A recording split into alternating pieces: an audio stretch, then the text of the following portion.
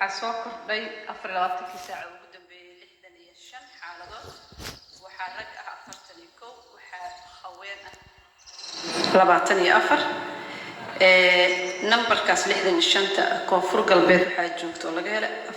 فرت لبعتني أفر قفوت سومالي لان أفر يتبون قفوت بنادر سدح يتبون قف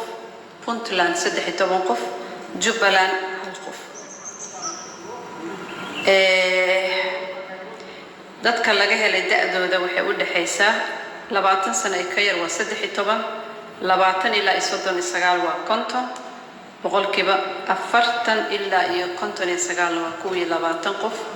60 sano iyo ka weyn waa 16 qof tirada guud ee xaaladaha COVID-19 wadanka laga helay waxay gaaraysaa 1284 waxa uu geeriyooday 24 saac ugu dambeeyay hal qof Ilaahay u naxariisto wuxuuna ku geeriyooday magaalada Baraawe Shabeellada Hoose tirada guud ee dhimashada waxay gaaraysaa 53 waxa ka bogsaday 5 qofood tirada guud ee bogsiga inta bogsatay waxay noqonaysaa 135 intii dhimatay Ilaahay u naxariisto inta xanuunka la taalan Ilaahay waxaan ka baryaynaa inuu caafiyo waxaan mar labaad iyo mar saddexaad mar walba ku adkaysanaynaa idinku boorineynaa in cudurka laga hortago ka hortagiisana waxaa loo baahan yahay bulshada dhan inay iska kaalmaysato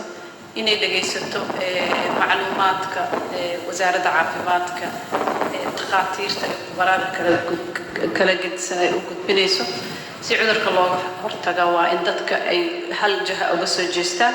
in laga ilaaliyo cudurka dadka waaweyn oo xanuunada raaga qaba in maaragtay gacmaha la dhaqdo nadaafada lagu dadaalo meelaha ciriiriga aan la tagin guriga la isku xakameeyo qofka hadduu calaamadaha dareeman uu raadsado dhakhtar ama goob caafimaad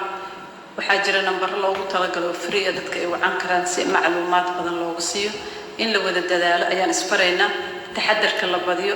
annagana aan iska ilaalino dadka aan jecelnahay iyo bulshada weyntan aan ka ilaalino waa mahadsantiin assalaamu calaykum